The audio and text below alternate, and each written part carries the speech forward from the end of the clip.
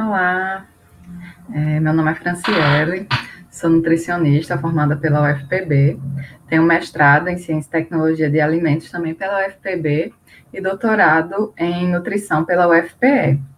Hoje eu vou falar um pouquinho com vocês sobre uma parte da minha pesquisa de doutorado. Mais especificamente, vamos falar sobre a incorporação de compostos fenólicos em produtos lácteos e o seu impacto na microbiota intestinal. Então, primeiro, né, o que seria a microbiota, né? A microbiota, ela compreende um grupo de micro-organismos comensais, simbióticos e patogênicos que compartilham o nosso corpo, ou seja, todos os micro-organismos que fazem parte do nosso corpo são denominados da nossa microbiota, né? Compreendem a nossa microbiota. E eles estão presentes na nossa pele, na nossa boca, e também no nosso intestino, que é a microbiota que vamos falar hoje, é da microbiota intestinal, né? Vamos focar na microbiota intestinal. Então, diversos fatores podem contribuir, né, para alterações e para a formação da nossa microbiota, né? A composição da nossa microbiota. Desde o local onde você mora, né, a localização geográfica, a ingestão de medicamentos, principalmente os antibióticos, tem um grande efeito na microbiota intestinal.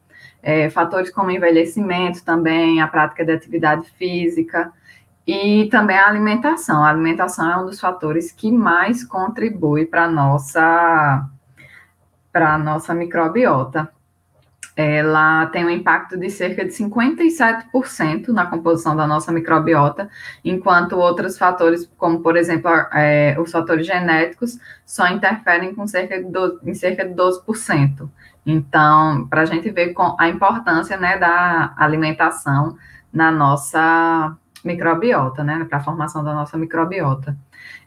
A amamentação também é um fator bastante importante, né? Esse contato do bebê com a mãe no momento da amamentação e o próprio leite materno também contribui para a formação da microbiota.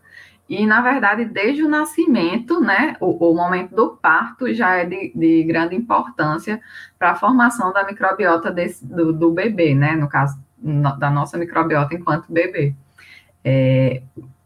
Nos partos naturais, né, ou chamado normal, a criança tem um contato com a microbiota vaginal da mãe, e isso vai ser importante para ajudar a compor a microbiota dessa criança. E a gente vai ver a importância disso, né, porque a microbiota tem uma relação direta com o sistema imune, né, com a nossa imunidade. Então, é fundamental que esse contato, tanto que até uma questão, né, que já vem sendo feita, que as mães que não podem ter o parto normal por alguma razão, podem optar por fazer uma compressa vaginal e colocar em contato com a criança, né, com o recém-nascido, para que ele tenha esse contato com a microbiota da mãe e ajude a desenvolver a sua, né, como um fator protetor a mais, para que essa criança tenha claro, né, é importante que para isso a mãe tenha uma microbiota saudável, para que isso seja passado para o bebê. Outra curiosidade para a gente ver a importância, né, da nossa microbiota é que o número de micro-organismos no nosso corpo chega a ser 100 vezes maior do que o número de células que a gente tem, né, para a gente ter a dimensão do quanto a gente compartilha esse nosso corpo com os micro-organismos que compõem, no caso, a nossa microbiota, né? No intestino, especificamente, é tido que a microbiota, né, é composta por cerca de 2.000 espécies bacterianas diferentes. Não são 2.000 micro-organismos, não, são 2.000 espécies. Então, para a gente ver a variedade enorme que está ali, só ali no nosso intestino, né? E desses micro-organismos, né, que a gente fala micro-organismo porque, na verdade, o que é mais falado da microbiota e o que a gente vai ver também são as bactérias, mas, na verdade, a nossa microbiota não é composta só por bactérias. Leveduras e também vírus também fazem parte da microbiota, né? Mas vamos focar na questão das bactérias mesmo. Os filos dominantes de bactérias da microbiota intestinal são os firmicutes e os bacteroidetes, são os dois maiores filos, né? E é importante que haja um equilíbrio entre eles para que se tenha, né, se chame que a gente tem uma microbiota saudável, né? Então, e essa microbiota vai interferir, né, em diversos fatores, de questões de saúde, através tanto da regulação da resposta imune, né, e através também da produção de ácidos graxos de cadeia curta, que esses ácidos graxos têm tem muito impacto na saúde, tanto pela regulação, eles contribuem para a regulação da resposta imune, mas também atuam em diversos outros sistemas, né? Tem um grande papel em diversas questões relacionadas à nossa saúde. E quando quando há um estado de desequilíbrio, né, quando algum fator externo leva ao aumento porque a gente viu que a microbiota, ela tem tanto bactérias benéficas quanto também as patogênicas, né, lá pela definição, isso é normal, só que deve haver um equilíbrio entre elas.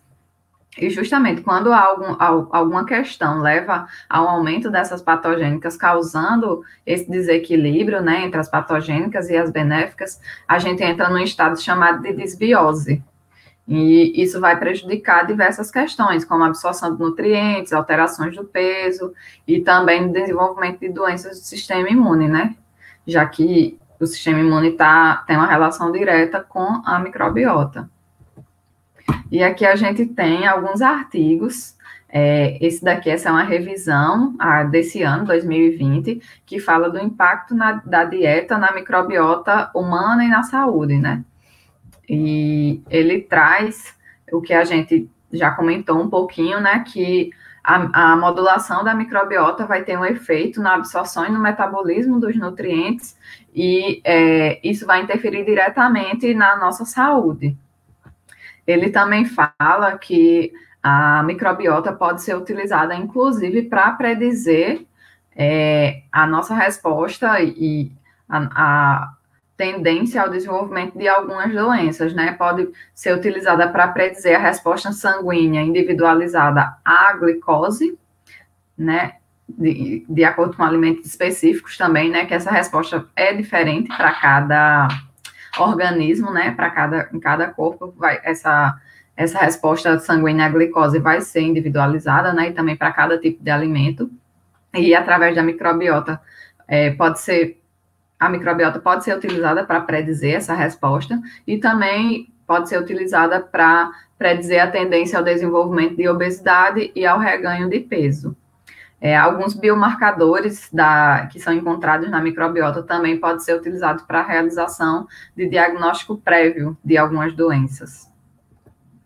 Aqui a gente tem outro artigo, também fala da relação entre a microbiota e a saúde do hospedeiro, e ele fala que a microbiota ela pode não só apenas estar associada com algumas doenças, como ela pode ter um efeito modulador, né? No caso aqui, especificamente, ele cita a doença inflamatória intestinal e o câncer de cólon, né? Que a modulação da microbiota pode ter um efeito também modulador nos sintomas, né, dessas doenças.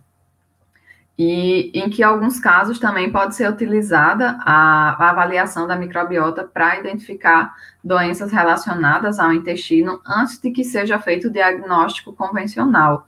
Ou seja, alguns biomarcadores que são encontrados no intestino podem ser utilizados para identificar determinadas doenças antes que elas venham até mesmo apresentar sintomas, né? O que é algo muito interessante, né? Porque pode agilizar, inclusive, o tratamento. Aqui temos também mais um artigo que fala também da influência da microbiota intestinal em doenças também fora do nosso intestino, né, algumas doenças autoimunes não intestinais, e ele traz também que a modificação da dieta pode levar a uma melhora da microbiota, que vai causar uma melhora da resposta anti-inflamatória e, consequentemente, uma melhora da doença, né, o que é bastante interessante, né? Esse outro artigo também fala de uma questão bem atual para a gente, né? Esse momento que a gente está enfrentando, essa pandemia. E esse artigo também é desse ano, né? Obviamente. E ele traz a contribuição, né, da microbiota em relação ao enfrentamento dos sintomas do Covid-19, né? Ele faz como a gente comentou, né, a microbiota tem uma relação direta com a nossa imunidade e acredito que todo mundo também já ouviu, né, que os sintomas do Covid-19 vão variar em decorrência também do estado imunológico de cada indivíduo, né? Então, se a microbiota é capaz de interferir no estado imune, né, tem essa relação com o estado imune, favorecer uma modulação da microbiota vai auxiliar na imunidade e, consequentemente, pode vir a auxiliar, né, na prevenção, ou pelo menos em amenizar os sintomas, caso venha a se contrair, né, ao COVID, esse vírus. E nesse artigo ele fala especificamente da modulação da microbiota através da ingestão de probióticos, prebióticos e alimentos fermentados. E que esses alimentos podem ser utilizados, inclusive, para diminuir os sintomas gastrointestinais relacionados ao Covid-19, né? Que a gente sabe que quem desenvolve essa doença pode também ter sintomas gastrointestinais, né? Como diarreia, e a utilização a modulação da microbiota através da ingestão desses componentes, né, alimentares, pode vir a auxiliar, né, claro, ser um adjuvante no tratamento desses sintomas gastrointestinais. Mas ele também deixa bem claro que os estudos ainda não são suficientes para estabelecer uma recomendação específica, né? Ele não pode ainda recomendar uma dose de probiótico, de prebiótico, que pode ser utilizada, né, por exemplo, no tratamento desses sintomas, né? Claro, eles podem ser utilizados sim para auxiliar, mas ainda não é nada específico. Precisam ser feitos mais estudos para que possa ser tirada realmente uma conclusão de qual dose deveria ser recomendada, tudo isso. Aqui, né, como a gente falou, os prebióticos são um dos componentes, né, que podem ser utilizados para modular a nossa microbiota. E o que seriam os prebióticos, né? Eles são denominados como um substrato seletivamente utilizado por micro-organismos do hospedeiro, conferindo benefício à saúde. Essa é a definição mais recente, né, de prebióticos. Aqui nós temos um histórico das definições anteriores, né, que vem sendo bastante discutido esse conceito de prebiótico. E, então, desde 95, acredito que foi o ano que saiu a primeira definição, né, que ele saiu como o que seria o prebiótico, né, seria um ingrediente alimentar não digerível que vai afetar beneficamente o hospedeiro. Em 2004, mudou um pouquinho, colocou um ingrediente seletivamente fermentável, que a gente vai ver que esse termo seletivamente permanece, né, porque é importante. Como nós vimos, nós temos tanto bactérias benéficas quanto bactérias patogênicas no intestino. Então, é importante que, para que seja considerado um prebiótico, ele estimule justamente as bactérias benéficas. Em 2018, o componente alimentar não viável, e em 2010, o ingrediente seletivamente fermentável, né? Que vai também desempenhar benefícios à saúde, enfim. As definições foram mudando, mas foram mantendo, assim, os pontos-chave, né? Se a gente voltar aqui um pouquinho, né? Um substrato seletivamente utilizado por micro-organismos do hospedeiro, conferindo benefício à saúde. É como se acabaram simplificando um pouco essa definição, né? Assim, simplificando no sentido de resumindo, mas ficou mais clara, digamos assim. E essas definições é o que foram utilizadas justamente para estabelecer os critérios que vai definir quando um componente vai ser um prebiótico, né? Que seria, ele deve ter algumas características, a exemplo da capacidade de resistir à digestão no hospedeiro, né? Ele tem que resistir à acidez do nosso estômago, à hidrólise enzimática e também à absorção gastrointestinal. já que ele tem que atingir até o cólon para ser fermentado, já que a maior parte das bactérias vão estar lá no final do nosso intestino, né? Eles devem ser fermentados por micro-organismos intestinais e devem estimular seletivamente o crescimento ou atividade das bactérias intestinais associadas à saúde e ao bem-estar.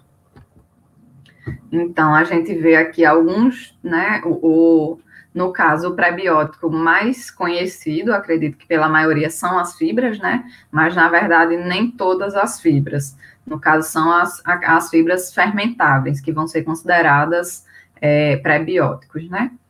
E alguns outros componentes, como os oligossacáridos do leite humano, alguns outros oligossacáridos também, como o FOS, né? A inulina, os galacto-oligossacáridos, os xilo-oligossacáridos, e o que vamos focar hoje também é a incorporação dos polifenóis, também nessa classificação de como potencial, possuindo potencial efeito prebiótico. Então, o que seriam esses polifenóis, né? Eles são metabólitos secundários oriundos das plantas e que compreendem dois principais grupos, os flavonoides e os derivados de ácidos fenólicos.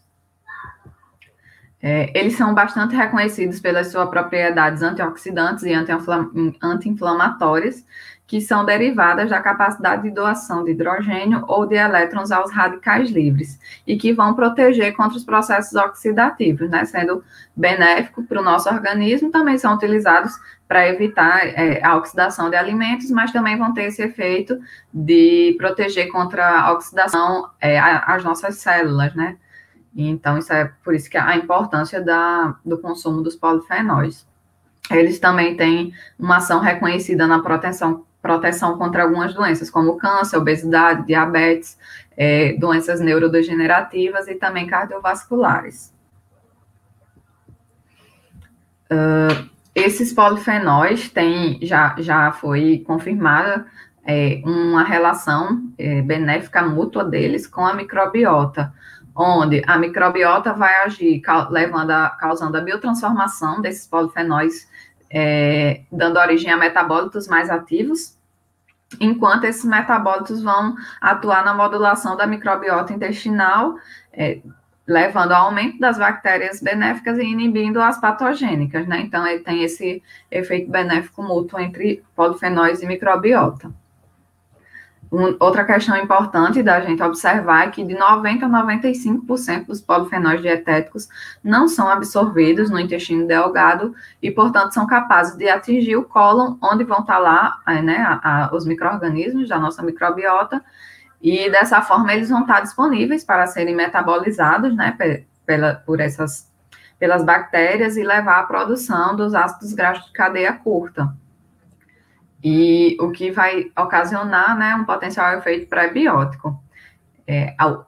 Eles podem atuar tanto levando ao aumento das bactérias benéficas, né, ao aumento da produção dos ácidos graxos de cadeia curta, também podem levar ao aumento da produção de muco no intestino, que também é benéfico, função ou aumento da função da barreira intestinal, e também a diferenciação celular, enfim, todas questões que vão auxiliar na nossa saúde intestinal, e então vai ter um efeito benéfico na modulação da microbiota intestinal também.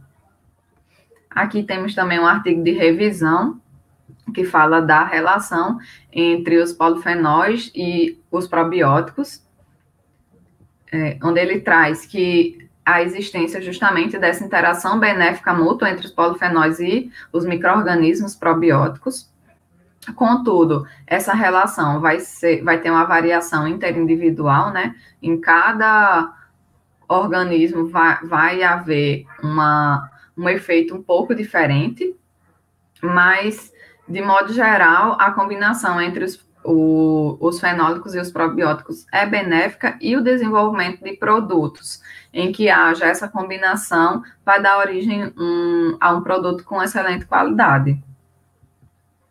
Aqui nós temos também um artigo que fala da interação entre as antocianinas e a microbiota intestinal, as antocianinas que fazem parte do grupo dos compostos fenólicos, onde ele traz que a maior parte das antocianinas dietéticas não são absorvidas a nível intestinal superior, então alcançando a microbiota, né, e sendo biotransformadas em metabólitos mais ativos.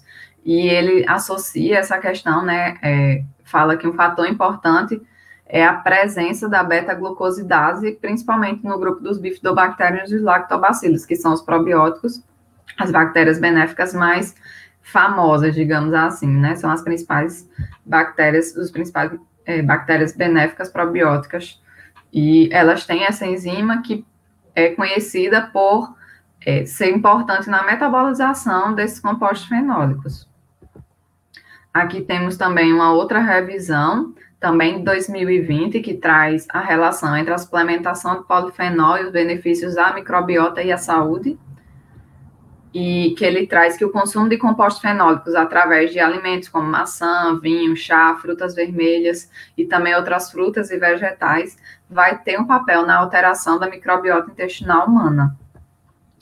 Ele mostra que os polifenóis são capazes de promover uma estimulação seletiva da microbiota intestinal e, contudo, que essa estimulação vai ser dose dependente, ou seja, é preciso uma dose mínima para ter esse efeito modulador, né? Que abaixo dessa dose, esses efeitos, vai haver efeitos, claro, mas eles não vão ser tão significativos, e que também, se ultrapassar essa dose, existe meio que um limiar ali, que se você ultrapassa, também já não vai ter nenhum efeito extra. Aqui também temos um outro artigo que ele fala do impacto, né, dos polifenóis dietéticos na microbiota e na saúde, onde ele traz que esse impacto na saúde intestinal, né, vai ser a partir da modulação da função da barreira intestinal, na resposta imunológica inata e adaptativa, também nas vias de sinalização e na capacidade de modificar a composição da microbiota intestinal, né? Os polifenóis, no caso, vão ser capazes de atuar em todos esses aspectos que são fundamentais para o funcionamento adequado do nosso intestino. Aqui nós temos o iogurte, né, que é entendido como produto obtido pela fermentação do leite pela cultura starter, que é composta por Streptococcus thermophilus e os lactobacilos bulgáricos. E por que falar justamente do iogurte, né? Porque o iogurte é um dos derivados lácteos mais consumidos em grande parte do mundo, né, por toda a população, e ele já é muito utilizado para a incorporação de probióticos, de prebióticos e também de frutas ricas em compostos fenólicos. Então, ele é excelente para a incorporação e para ampliar justamente o consumo também dos compostos fenólicos, né? Já que ele é um produto tão consumido, incorporar os compostos fenólicos nesse produto vai auxiliar no aumento do consumo desses compostos que vão ter um efeito benéfico na microbiota. E porque, assim, né, apesar do iogurte comercialmente ainda ser mais produzido a partir do leite bovino, mas uma estratégia muito interessante é a utilização também do leite de cabra para a produção desse derivado lácteo, uma vez que esse leite é reconhecido pela sua melhor digestibilidade devido ao menor tamanho dos glóbulos de gordura, também a hipoalergenicidade devido às suas diferenças nas moléculas na caseína, né, na composição da caseína desse leite, e também ele se adequa muito fácil aos tratamentos tecnológicos, sendo muito bom para ser utilizado na produção dos derivados. Então, e ele pode ser, inclusive, o iogurte produzido a partir do leite caprino pode ser consumido até por pessoas que têm algum problema com o consumo do leite bovino, né? Se for o problema for relacionado especificamente ao leite bovino, elas podem se beneficiar da utilização desse derivado a partir do leite de cabra. E aqui a gente tem também um estudo que fala da produção de uma bebida fermentada a partir justamente do leite de cabra e o impacto na microbiota intestinal. Então, ele traz, essas bebidas foram elaboradas também com suco de uva e com um probiótico, que foi o Lactobacillus raminosus, e ele traz que elas tiveram um efeito protetor sobre esse probiótico durante a passagem pelo trato gastrointestinal, né? E, além disso, também teve um efeito positivo na microbiota intestinal, com a modificação dessa microbiota de forma benéfica e o favorecimento do seu metabolismo, que foi verificado através da produção dos ácidos graxos de cadeia curta, né? Como a gente já falou, tem diversos benefícios à saúde de modo geral. Aqui eu trago também o meu trabalho do mestrado, que também foi a elaboração de um iogurte com a adição de um preparado de uva Isabel, e que também, nesse estudo, a gente verificou que os iogurtes que foram adicionados desse produto de uva, né, desse derivado de uva, que foi avaliado também como tendo uma grande concentração de antocianinas, e ele teve um efeito benéfico na proteção do probiótico que foi utilizado, que nesse caso foi o Lactobacillus acidophilus, mostrando também essa relação justamente, né, entre os probióticos e os compostos fenólicos. Então, como parte prática do meu estudo, né, eu vou mostrar um pouquinho algumas análises da avaliação do potencial prebiótico e do efeito na microbiota intestinal humana, que foi realizado através de um ensaio de fermentação fecal, utilizando os iogurtes caprinos elaborados com ou sem adição dos produtos de uva Isabel. Aqui eu trago rapidamente, né, como foi avaliado. A gente avaliou o efeito desses iogurtes tanto em cepas probióticas isoladas, que foram utilizados o Lactobacillus acidophilus, Lactobacillus casei e o Bifidum animalis, e foi avaliado o crescimento, né, desses micro-organismos, dessas bactérias probióticas, nos meios enriquecidos com os iogurtes. E também foi avaliado o efeito nos principais grupos da microbiota intestinal humana através do ensaio com fermentação fecal, e onde foi avaliado, além desse efeito nesses grupos, também o efeito no metabolismo, através do consumo dos açúcares e da produção de ácidos orgânicos. Aqui a gente tem o resultado da avaliação nas cepas probióticas isoladas, onde foi verificado um aumento que levou a um aumento, né, das contagens desses probióticos, apesar de ter sido inferior ao observado para o FOS, que é o nosso prebiótico reconhecido, que foi utilizado como controle positivo, mas teve um efeito bastante significativo, levou ao aumento entre 1 a 2 logs nas contagens. E aqui a gente também verificou o efeito através da avaliação dos produtos da metabolização, né, que levaram tanto ao aumento do pH, como também ao aumento da produção do ácido lático, que é um dos principais produtos do metabolismo dessas bactérias, e do ácido acético, que é um dos ácidos graxos de cadeia curta. Então, e foi observado, né, esse resultado tanto para o Lactobacillus acidophilus, quanto para o L. casei, quanto para o Bifidobacterium animalis.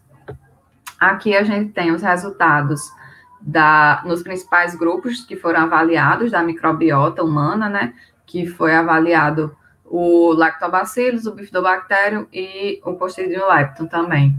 E foi verificado que os iogurtes tiveram também um efeito positivo nesses grupos bacterianos, principalmente no Lactobacillus, onde esse efeito foi até maior do que o exibido pelo FOS, que seria o controle positivo, né? Os iogurtes também tiveram um efeito positivo no Bifidobacterium, enquanto no Clostridium lepton não houve esse efeito, o que mostra aquela característica que a gente falou, dessa estimulação seletiva, já que o Lactobacillus e o Bifidobacterium são os grupos benéficos dessa microbiota.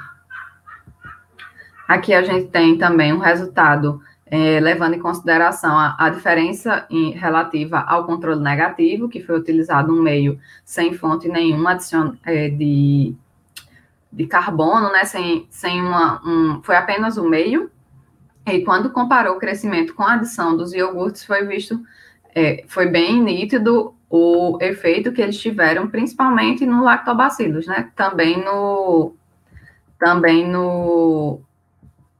Bifidobacterium, mas principalmente no Lactobacillus. Aqui também a gente tem a relação entre os firmicutes e os bacteroidetes, que são os dois principais filos, né, que compõem a nossa microbiota, como eu falei lá atrás, e onde foi observado que os iogurtes favoreceram um resultado positivo desse ratio da relação entre os firmicutes e os bacteroidetes, o que é o resultado esperado, né? Então, eles tiveram um efeito positivo na composição da microbiota avaliada. Aqui a gente também tem o resultado que mostra o aumento do pH nesse ensaio e também a utilização dos açúcares, né, da frutose, da glucose, da lactose, que foram total ou parcialmente consumidas durante o ensaio de fermentação, mostrando que justamente os iogurtes foram um substrato para as bactérias. E aqui a gente tem o resultado dos ácidos orgânicos, onde a gente vê, né, um aumento dos ácidos orgânicos, inclusive do acético, propiônico e butírico, que são os ácidos graxos de cadeia curta que vão ter diversos efeitos benéficos à saúde, mostrando que também esses iogurtes tiveram um impacto positivo na modulação da microbiota intestinal. Então, é isso. Muito obrigada por terem me escutado, né? E qualquer dúvida, vocês podem entrar em contato comigo, que eu terei o maior prazer de esclarecer. Vocês podem falar, tá aqui meus contatos, vocês podem entrar em contato tanto pelo e-mail quanto pelo Instagram também, como preferirem, e eu vou estar à disposição para esclarecer qualquer dúvida. Muito obrigada.